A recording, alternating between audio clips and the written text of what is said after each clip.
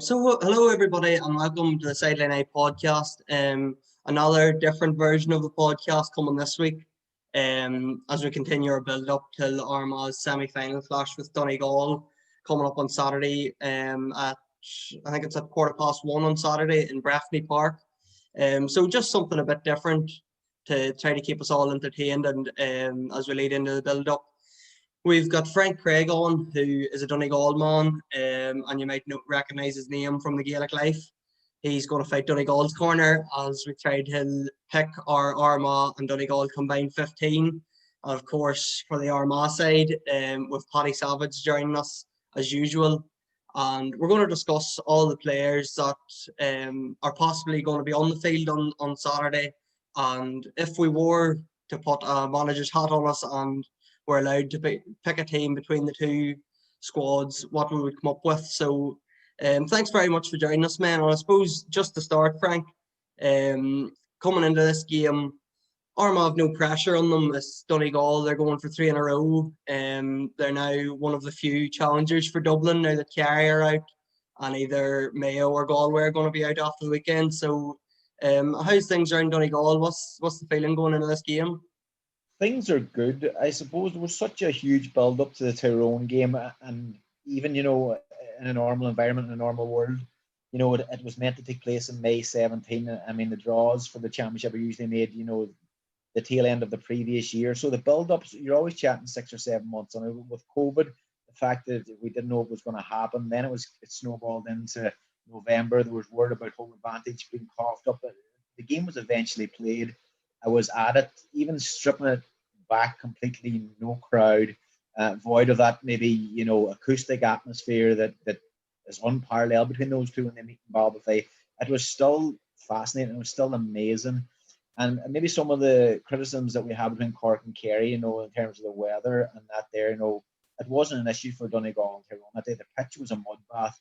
It was still two sides going at it hammer and tongs, whereas I thought the playing surface, the last night between Cork and Kerry was perfect. That was a game that didn't live up to it. But when Donegal got over that hurdle, suddenly you're starting to dangerously look at the path in front of you and thinking, wait a minute, this is a clear run now to an All-Ireland semi-finalist, particularly with Monaghan gone as well. But, Armagh are resurgent in the sense that they're back in Division 1. They've 6 seasons now. I think 5 under his belt. This is Kieran's 6th. He's been given time. We've wondered, was he bringing them on in the way that we'd have liked or anticipated, or certainly people in Armagh would have liked and anticipated. But I think they'll look at this here game as probably their best chance in a long, long time to maybe make a real dent in championship. And listen, if they could do it, I mean, there's an Ulster title on the table for them then. But I think whoever wins this game will definitely win Ulster. But Donegal probably need to guard against us, not to be looking too far down the road and maybe eyeing up an All-Ireland semi-final. What do you think, Paddy? I suppose a lot of the tension is going to be from that Kerry and Cork game, and the amount of underdogs that have already won. We've seen Cavan beating Monaghan, even Limerick putting it up to Tipperary was maybe unexpected. There's two ways to look at it, I suppose. Cork winning could give the Armagh confidence that the underdog can do it, but Kerry losing might give Donegal a kick up the ass and sort of they know that they're going to be in a dogfight here and that they can be beaten because it's knockout football, bad weather, anything can happen. Yeah, I think the main thing that comes out of the results recently is just Donegal looking around and saying we are as good as any other team that's left in that competition. Donegal must now be really thinking of themselves as real All-Ireland contenders. Okay, we know Dublin are going to be really, really overwhelming favourites now. But from a Donegal perspective, I mean, they have to be looking at if they win Saturday, you've got a Cavan or down, and that big game against Dublin, and Mayo or Galway are going to go. Donegal will be huge favourites against against either Cork or Tipperary. So yeah, it must, because this is such a quick championship. Like there's what, maybe 9 games, 11 games left in the entire championship. Which is sort of hard to believe. It feels like it's only started. But Donegal have a massive chance. and Saturday, Saturday they'll know is a banana skin there. And it's also a big opportunity for Armagh in terms of getting to an Ulster final. We haven't been to one for 12 years, Sean, and it's one of the better teams in Ireland that's starting their path on Saturday. So we get straight into this, boys, and we'll try to pick our best 15 from the two squads. So to start, this is probably one of the easiest choices and one of the hardest. Easiest because there's only two options. Hardest because you have two fine goalkeepers to choose from here. And I suppose, Frank, we'll start with about Sean Patton. I suppose he's been the Donegal keeper. He's the recognised Donegal keeper now for maybe, I think, 2 seasons. This has been his third. And against Tyrone, he probably showed us a bit of the good, bad, and the ugly of his performances. Obviously, the kick out for the goal was incredible and got a lot of plaudits.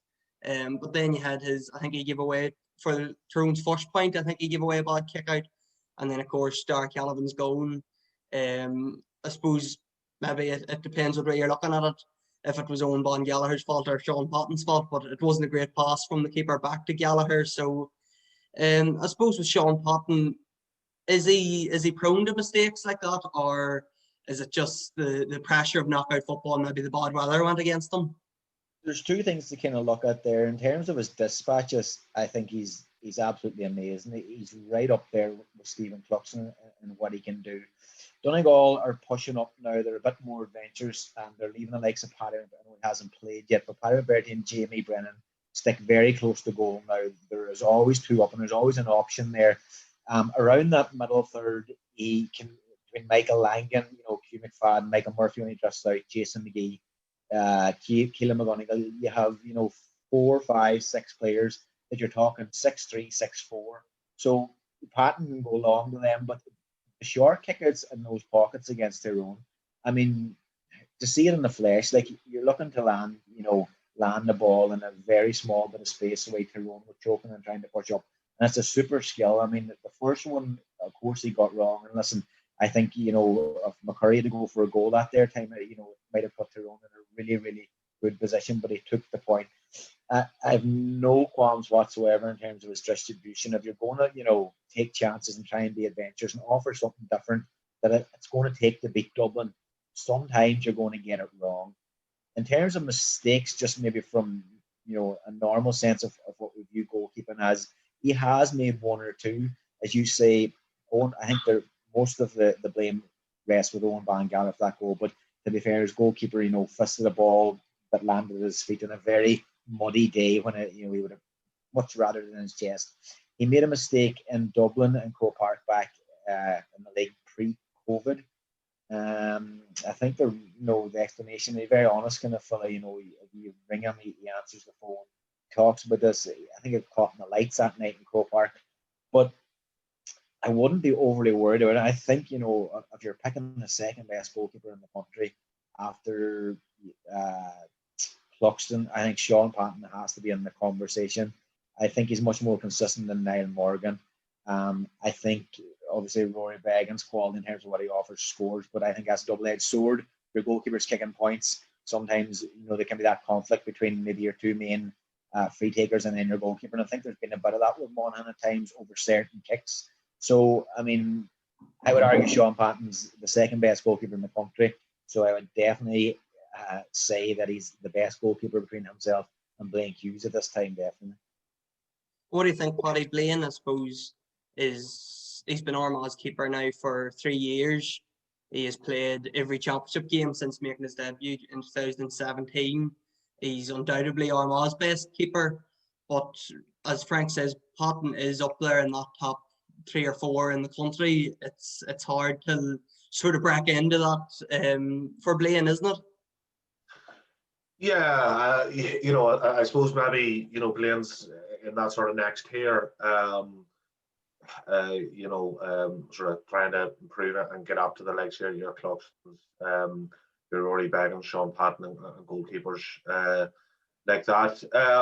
But to be fair, the one thing about Blaine was that there was a lot of pressure on him at certain stages in the Derry game.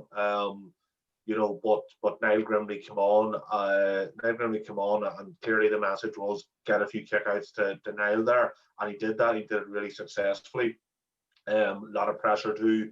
If you remember when Derry got that free just towards the end, and they were a point down, there was going to be one play left, and it was a critical kick out, and Armagh won it. So look, Blaine's very good goalkeeper. As you said, had just come onto a panel and then straight away be starting every game for 3 years.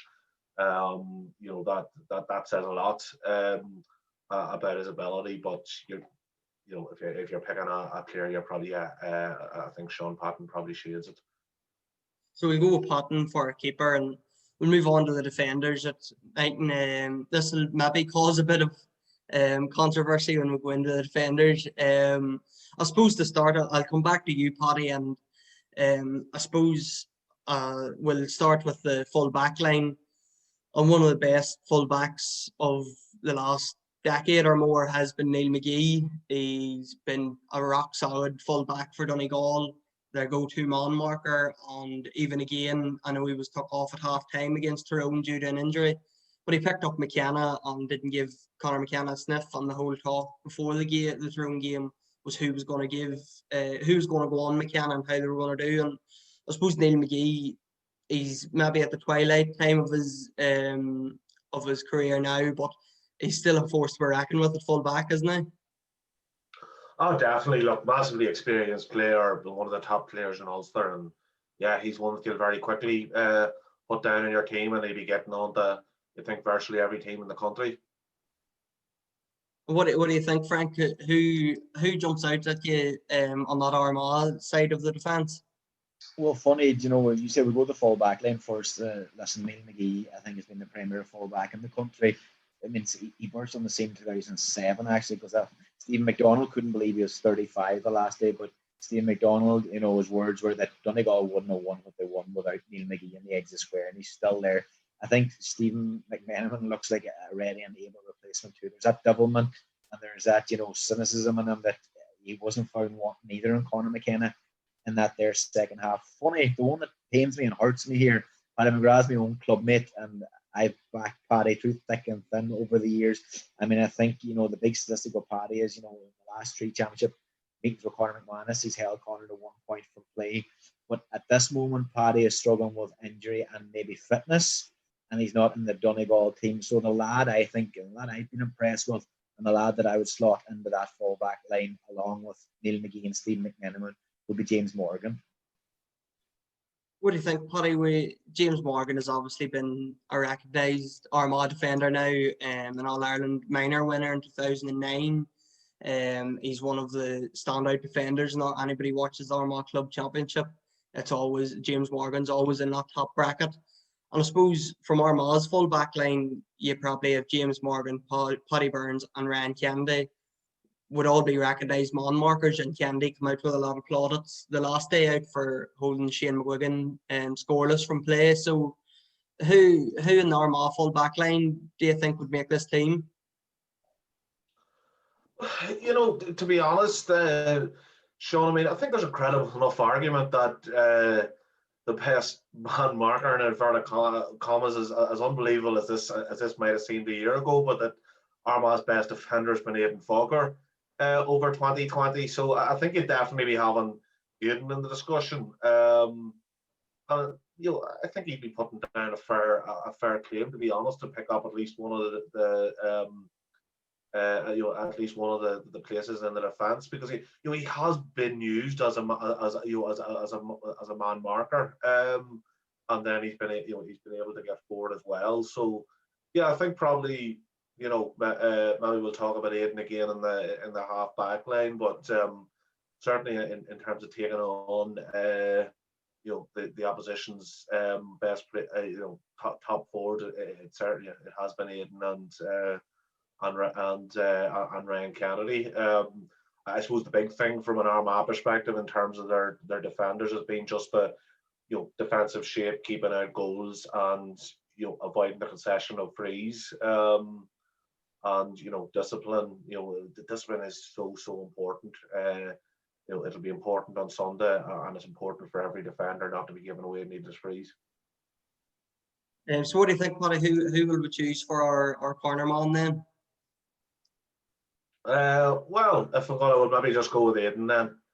If it maybe Walker. keeps him, or will we hold him back for our half back line? He's getting a thumbs up for me in the half back line, Aidan Faulkner. That makes it an easier. Yeah, well, then we'll maybe put in Ryan Kennedy, and then we'll talk about it when it comes to the half back line. I suppose, Paddy, do you agree with Steve McManaman, or would you maybe like to see anybody else in that from the Donegal side in that discussion? No, I mean, I think I'd have to defer to Frank on that one.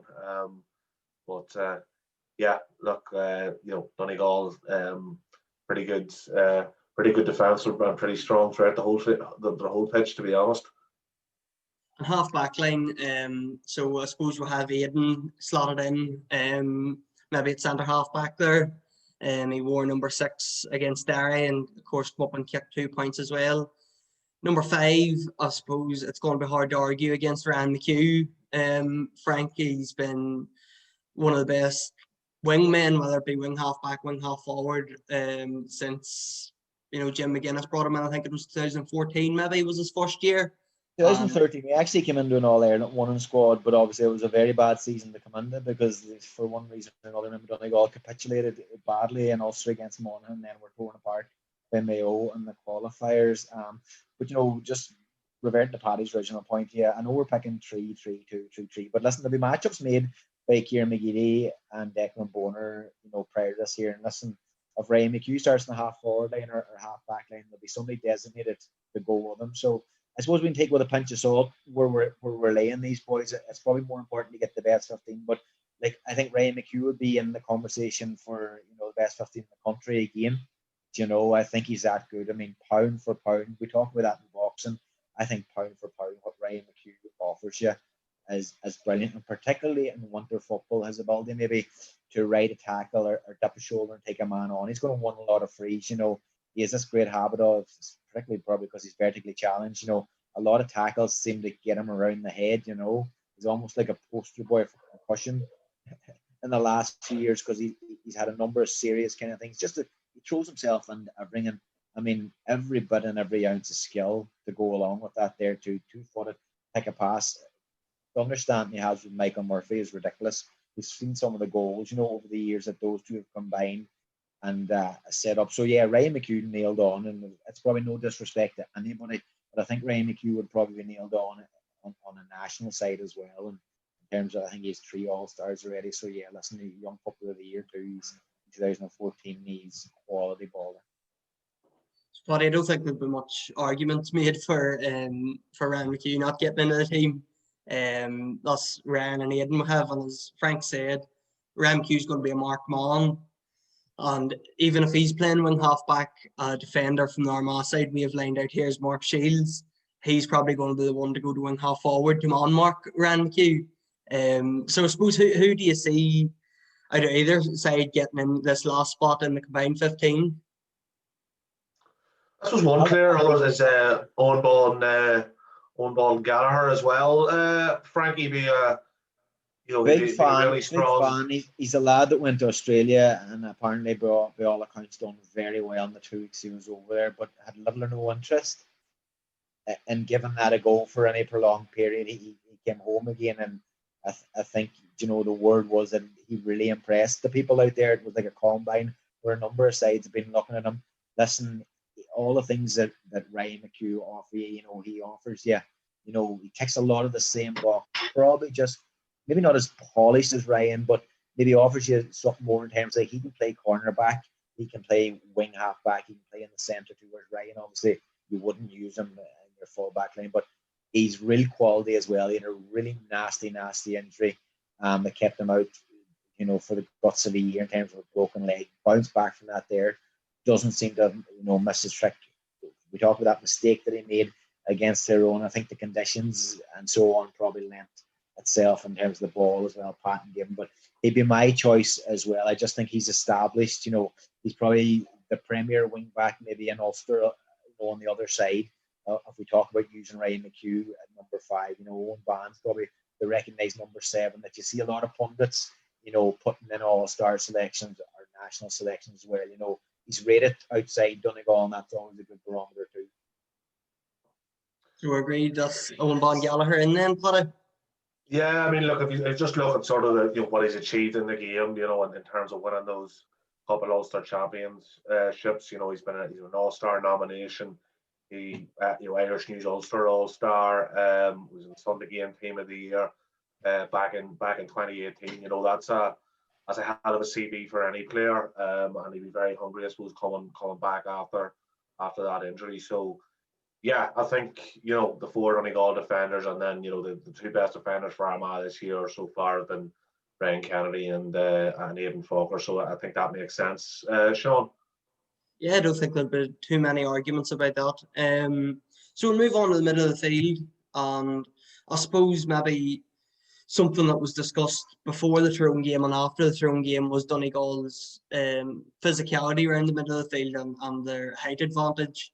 Of course, you had McFadden and McGonigal was the 2 starting midfielders, but you had your whole half forward line. You had Thompson, O'Donnell, and Michael Langan. You had Murphy out there.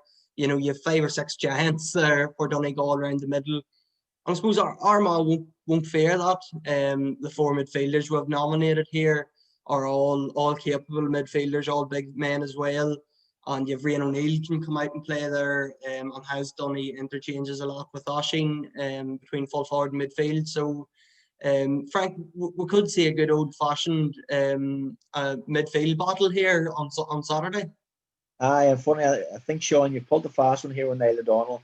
Niall O'Donnell's a recognised centre half forward. You've left me just with 3 midfielders here in Donegal, so I'll let you away with that there. I'll just say it was an error on your part, but it's the one area I think that Armagh won't be feared of going toe to toe with Donegal. You know, it's an inexperienced line besides maybe Hugh McFadden. I know Murphy, you know, lends out there a good, but he patrols behind midfield, he goes in front of midfield, he goes kind of where he wants. But you know, Hugh McFadden in the last 12 to 18 months has improved no end. He came in under Jim McGinn in 2014.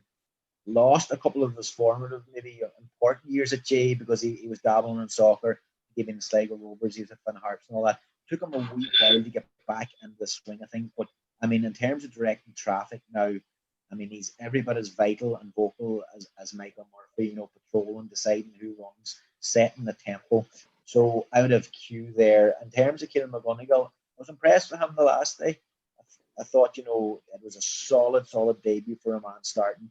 Jason McGee is serious ability, serious talent, but struggling with injury at the minute. The other lad that might have come into the equation there is Michael Langan, but he was superb I don't even know if you would call it a wing half forward. It's more of a narrow, you know, 2 along the half forward line and lend himself to kickouts or different things. But, you know, I would go a big Q there in terms of Donegal. And then the other lad, you know, if I was picking an Armagh man, it would probably be Niall Grimley. You know, I would fancy those 2 to have a right ding dong at the weekend. Yeah, I suppose Hugh McFadden, I think he's the vice captain of Donegal. He's obviously a crucial member of the team in and around the middle. And Paddy Armagh will have to plan for him on Sunday. And as we said, there've plenty of bodies in there to do it. Do you think McFadden makes the combined 15? And I suppose who would you see as his partner if he makes it? Yeah, no, I think that's a fair enough assessment from Frank, but I'd probably maybe just disagree with the midfield partner. And it's very hard because, you know, Niall Grimley's been a superb superb player for us, but I just think what Oisín O'Neill offers there in midfield, and then in terms of being able to switch in and out and into full forward with the likes of Rain, I just think he's an outstanding footballer. He kicked that, that brilliant winner he kicked against Westmeath in the qualifiers a couple of seasons ago when he was really just announcing himself into the Armagh panel, with all the way that he's played, I think he's got a club all-star every year. There's been one. Oisín has in Armagh. So I think I'd maybe just maybe give him the edge to partner Hugh McFadden there at midfield. I suppose, Paddy, we might as well talk about it a bit now. If Michael Murphy comes out into the middle of the field, which he definitely will at stages. He's not going to spend the whole time at full forward. Who do you see picking him up? Are you going to see Ryan Kennedy picking him up and following him out? Or is it going to be somebody like Stephen Sheridan maybe marking him and being able to mark him in midfield and then have to go to full back if Murphy goes inside? Yeah, I mean, I think that's right. Like if Murphy comes out to midfield, I'd say it's a fair enough assumption, Frank, that he'd be targeted for kickouts then by Sean Patton. So then if that's going to happen, you're going to want the likes of a Stephen Sheridan, your natural fielder, going up against them.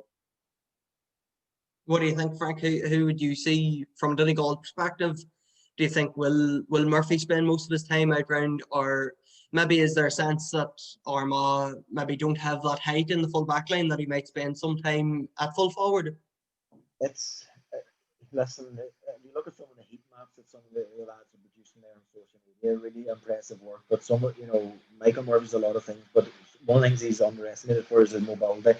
I mean, he covers a lot of ground. And like Tyrone did not learn their lesson last year's Ulster final. They made the same mistakes again. And Balbafay Fort made a goal. If the kick out isn't even directed towards Murphy, it causes Bedlam out there besides panic. Just his presence alone, they panic. And when you have lads around the trim, around the edge, and like Hugh McFadden, Langan, McGonigal, and even a Jason McGee, who's a huge lad, you're talking 6'5". If he is fit, to play a more prominent role next day, Donegal can make hay in that sense. And they're not just big lads, they're very aerobic. And I think that's one of the things we're looking down the line. What you need to beat them, and you need physicality, but you need movement and mobility too. And that's a very impressive thing about those 4 or 5 players we talked about with Donegal. I spoke with Martin McElhenney last week on the Tyrone game, and we were just looking ahead at this. He's talking about that unit now in the middle of Donegal. He says they're better than what Donegal had there when they won in All Ireland in terms of Neil Gallagher and Rory Kavanagh. That's a big statement. But the more I thought about it, the more I tend to agree. But football has changed. You need to be fit to feed ball, but you need to be fit to move with as well. And that's the conundrum now for Kieran McGeeney and his management team to make. I mean, how does he plan for Murphy? It's going to have to be a designated role, you would think. But then again, the modern game, there's players that pick up certain players for kickouts. But once the ball's in play or in transition, then somebody else comes on to them. But like Eamon McGee made a point during the last day that's a strange dynamic. Some players don't like that. Some players want to know who they're marking, and that's their responsibility for the 70 or so minutes. Donegal are very tactical. They've got a great management team there now in terms of Stephen Rochford. You have Carl Lacey, who's very cerebral. Anyone who's spent time with Carl Lacey and talked about football, I mean, his mind's brilliant. Like he knows his plays, he knows his tactics. And listen, you're talking about a 4-time All-Star and a former Player of the Year in 2012. So Donegal have the ability to outthink you. I think not just in terms of the ability to have on the field, but even their game management now has definitely improved. I think you could see that against Tyrone. They all didn't panic later on. We saw that game out, a bit on their own accord, in the heat of battle as well. So it's up to Kieran McGeeney how he approaches this here. Yeah, Michael Murphy has to be watched, but he was watched, to a large degree well by Tyrone. But, Michael Langan still kicked 1-2 then. Kieran McFadden was able to dictate play. I think it allowed Kieran McGonigal, to express himself more simply because there's 2, sometimes 3 people looking to crowd out Michael Murphy. So I suppose we'll move on to the forwards and we'll get talking about Murphy a wee bit later. But I suppose we'll look at this half forward line first. And I suppose from an Armagh perspective, their main threat is going to be from their attackers. Thus, I suppose every preview about Armagh is about their great attackers. Donegal obviously have some awesome forwards as well. So Paddy, I suppose we'll go with the half forward line. And who from I think we've 16 men there. Who do you see slotting in at half forward? Nice easy one there. Look, I mean, I suppose if you think of the forwards as a unit, well, look, I mean, obviously we're going to have, Michael Murphy and Ryan O'Neill are going to be 2 of them, so we're probably looking sort of 4 forwards to play around that. I assume that's a as a reasonable enough assumption. I mean, I think, from an Armagh perspective, you'd be looking at the likes of Rory Grugan. I mean, Rory's a brilliant player. He's been a real playmaker for Armagh throughout his career, but he's really blossoming at the minute. And he's definitely somebody that you would want there. Look, Michael Murphy, you could play him anywhere. Probably play him anywhere in up and down the up or down the pitch. He's such a good footballer. He's been one of the most not even just talented footballer, but he's had the talent, but he's achieved so much in the game. He's just been an exceptional player. You can play him anywhere, centre half forward. He's potentially as good a position for him as any other. And then you have Kieran Thompson, who's been a really good player for Donegal. So I don't know, Michael, and then you have the star of the moment in Michael Langdon, sorry, who had such an exceptional performance against Tyrone. So I suppose those are your, from a half forward perspective, I think those are your sort of star names there. But I'm also looking at Owen McHugh, Jamie Brennan. So I think it's probably going to be in around those types of people. But certainly from an Armagh perspective, it's probably Rory Grugan and maybe Stephen Campbell who make the key impact from that area of the pitch for Armagh. What do you think, Frank? Would you agree with Rory and Campbell getting in, or who do you see making up the half forward line? The two that, when I was looking from my Armagh perspective, I went with Rian O'Neill at 11, and obviously Murphy, same again, Murphy at 14, and maybe trying to build a 4 around that. Kieran Thompson took 7 points against Tyrone. I think he's a fantastic footballer. And then Michael Langan, the 1-2 sort of was, an announcement of him on that stage, even though he's been there, a season or two already. Rian O'Neill, I would go Rian O'Neill and Kieran Thompson and Langan either side of him. And that's no disrespect to anybody else. I just think, when they hear him now, I think their two lads are, could make a huge difference for Donegal at the weekend. They were match winners when maybe Ryan McHugh and Michael Murphy weren't at the very premium or top level against Tyrone. It was Kieran Thompson and Michael Langan, that saw Donegal over the line. That's a great sign of a team that when maybe one or two of the races are curtailed to a degree. Ryan McHugh and Michael Murphy were still very good against Tyrone, but they weren't the lads that had to bail them out like they usually have in other seasons. But the plus for me was the likes of Kieran Thompson and Michael Langan step up to the plate.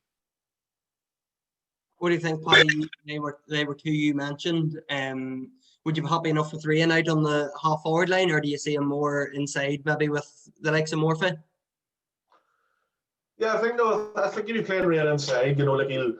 It's funny. It's probably quite similar with Murphy there too, and that he'll sort of switch between midfield and full forward, and it's almost like a compromise. You end up thinking of him as as in that number 11 role. Look, I think I like seeing Rian on the inside line. Look, he's a bit like Murphy in the fact that he'll do a job anywhere. He's a fantastic fielder of the ball. He's a brilliant he's a brilliant point taker. And I suppose from an Armagh perspective, what we're hoping from Rian is that he'll turn into as successful a footballer as Michael Murphy, and that he'll take all those those talents and get the absolute most out of them, and show that sort of leadership and brilliance that Michael Murphy has over the last decade. I suppose if we're playing Rian inside, we've one place left in the half forward line, and that's probably, if I was taking a vote, I would go with Rory Grugan, based off he was man of the match the last day out. He's my own club mate, Frank, so I have to give Rory a shout out. It killed me. I hope Paddy McGrath doesn't see this, because I love Paddy McGrath in the full back line, but I kind of qualified that decision, but no, listen, we'll let you Sean make the deciding vote here. So we'll slot Well, Rory in.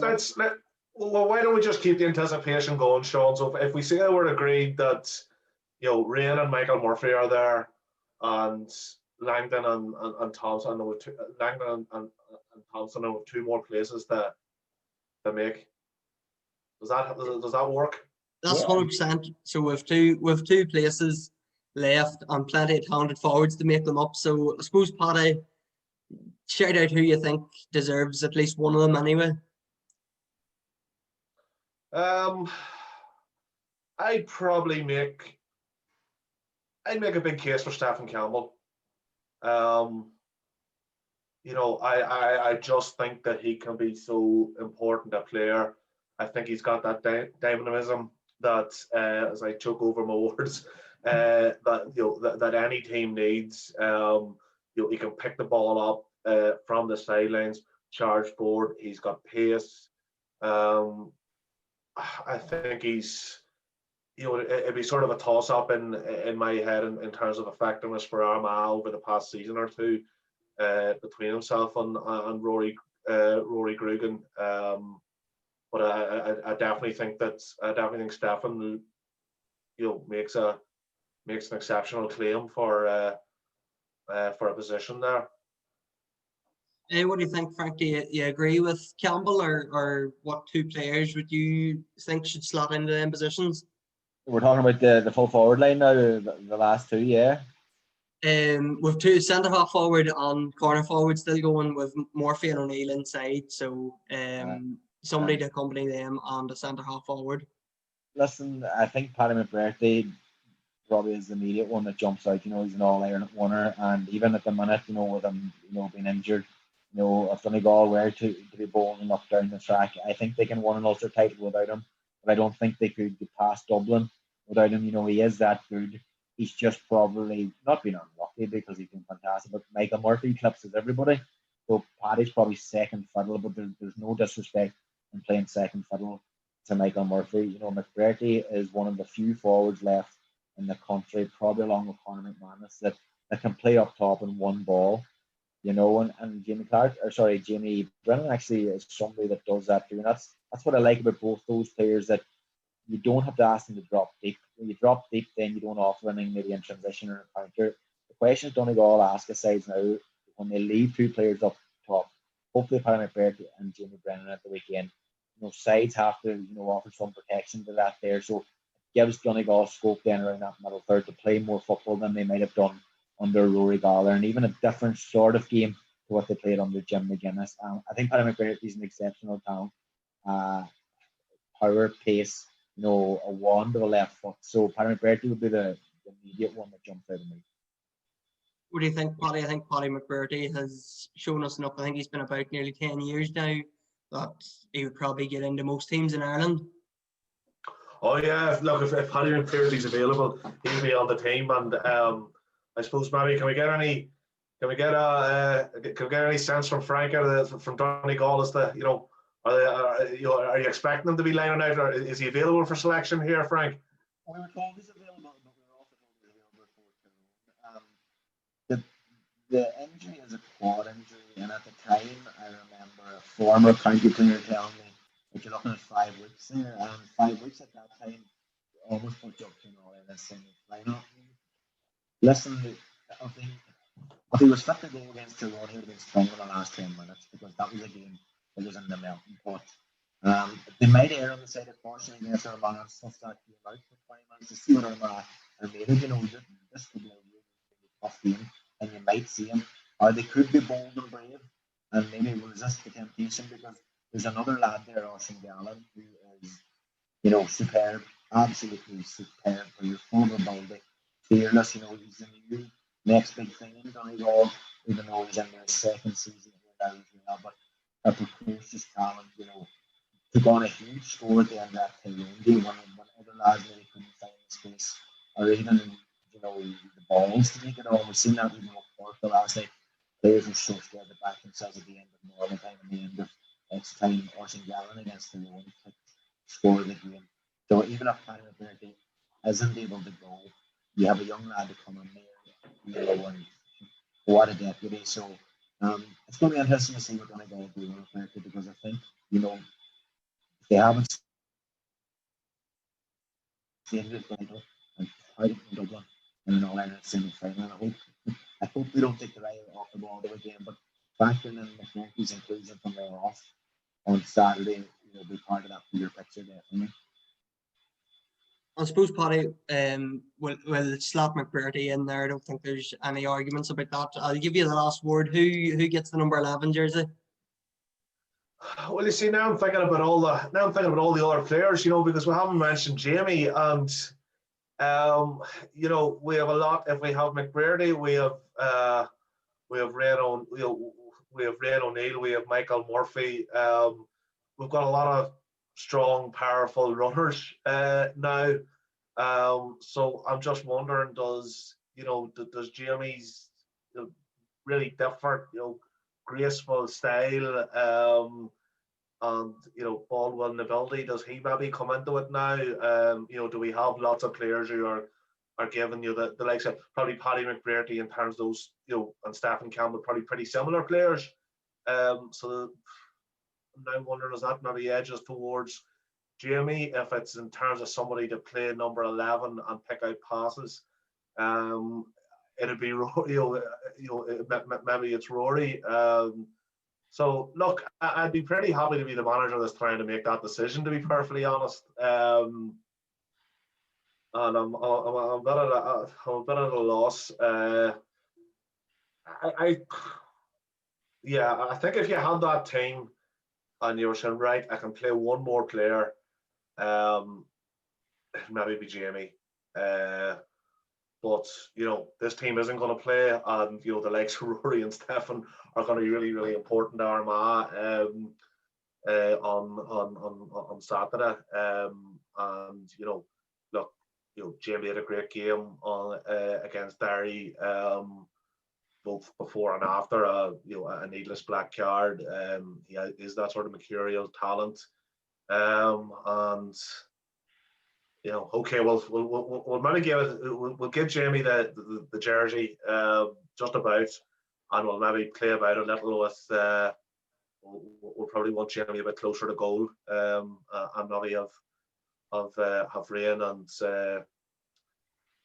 and or Michael Murphy coming out. As I say, it'll be a nice problem to have. So Frank, we've given you Rain at centre half forward. That's what you were after. So you happy enough with Jamie Clark inside? We were talking about centre half forward there, and just in terms of Paddy qualified it, looking for that, bit of maybe guile and craft with so much pace and power around it. Maybe Jamie, would be an option for there. But you talk about mercurial. Sometimes mercurial is a handy word maybe to use instead of maybe unfulfilled. And I always get that sense that Jamie Clark is sort of a free spirit that, and in the same way that maybe Orman Ellis was for Donegal, football isn't the most important thing in his life, and he's still ridiculously and sickeningly good at it. What if it comes down to a question of inside, again, I can't believe I'm actually deciding to leave Jamie Clark off my team, but I would go for Jamie Brennan in the sense that the same pattern of he can one inside ball. And it seems to me, I don't know if Jamie Clark can't or doesn't want to. There's that sense that he drifts out the field, and sometimes, not in the way that Michael Murphy might do or influence the side, but at the same time on his day, if he decides that he could actually end up being the guy that wins the game for Armagh against Donegal. But for me, Jamie Brennan was probably playing the Ulster Championship last year right up into the Super 8, where it just didn't work for him. Didn't work against Kerry, and didn't work against Leon Castlebar. But up until that point, he'd been pulling trades the absolute part. So, listen, there's 2 against 1 here, so probably outjudge me. But I would have went for Jamie Brennan inside. But I think these 2 guys are going to go for Jamie Clark. I think it's only fair we'll put 2 Armagh forwards in, Frank. I can't. We can't have spent, Sean.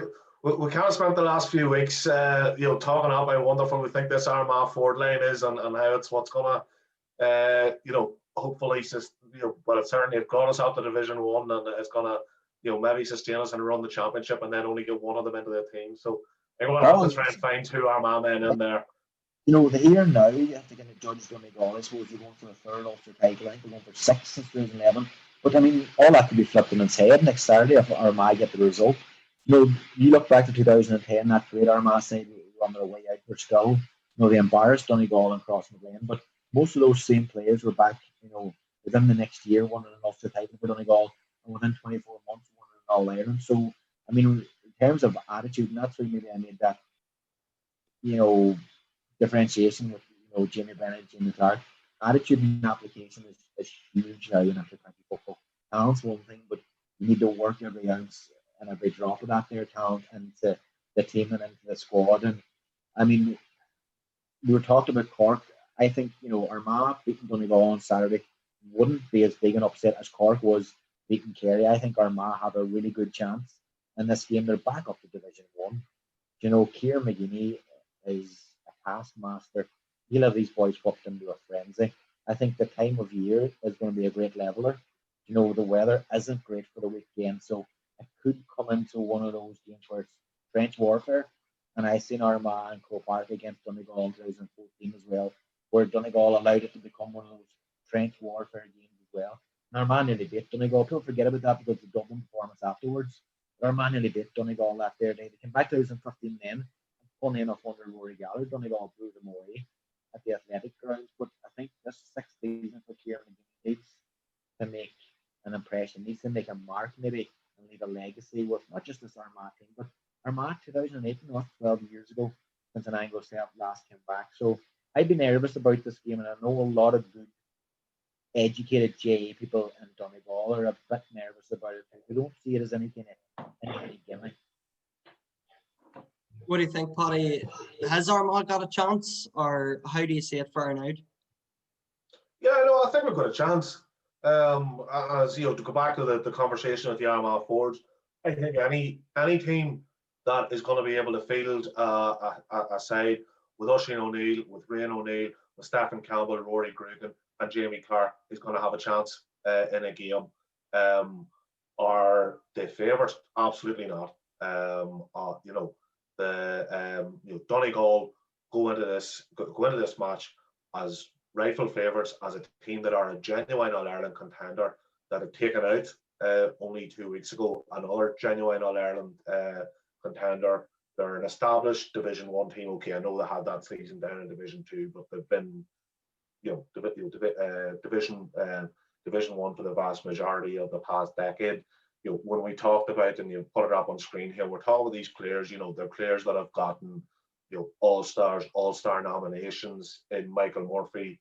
They have possibly the greatest footballer of the, past decade. Certainly, is he one of the best? Is he the best player in Ulster since Peter Canavan?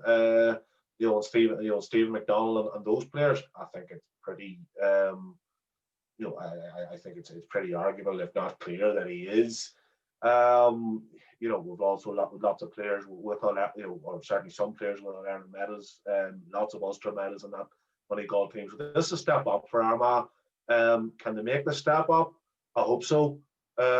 It's it'll be easy to be wise after the event next Monday and say either it was a step too far or this Armagh team were ready. I do think, as Frank says, the conditions are a leveler, particularly because our big concern, Sean, has been conceding goals, conceding big scores. If it's a day we are not going to necessarily get a big score, maybe that plays into Armagh's hands. So, look, all I think we can say, I agree with Frank 100%. I don't think that Armagh beating Donegal would be as big a shock as Cork beating Kerry was. But, I put it, I still think that, an Armagh victory is something that I'm hoping is going to happen rather than something I expect to happen. So just before we finish up, we'll run through the team that the lads have decided here. So we have Sean Patton in goals, Ryan Kennedy, Neil McGee, Steve McManaman, half back line, Ryan McHugh, Aidan Falker and Owen Bond Gallagher, Hugh McFadden, Oisin O'Neill midfield, Kieran Thompson, Rian O'Neill, Michael Langan half forward line, and Paddy McBurdy, Michael Murphy and Jamie Clark inside. So, lads, I think we're happy enough with that, with what we've picked through. 10 Donegal and 5 Armagh is probably fair enough, seeing where both teams are coming from. Maybe if we'd done this next Monday evening, it would be a completely different team. But thanks very much for joining us, fellas. It was a good We're night. having Stephen Campbell. Stephen Campbell has to be the first sub, Sean. As soon as any of those players go down, or if Paddy McBurney isn't fit, then that's then it's Stephen Campbell in, because I was just swayed by the fact there's lots of Stephen type players. But yeah, if McBurney fails the fitness test, I'm putting the call in for Stephen there. So if we've Paddy substitute, that's our combined 16 in, between the two squads. But thanks very much for joining us, fellas. It was a good night and a good debate. Thanks very much, and we'll be back hopefully on Friday with our preview podcast of this weekend's game. No problem. Thanks a million, Sean.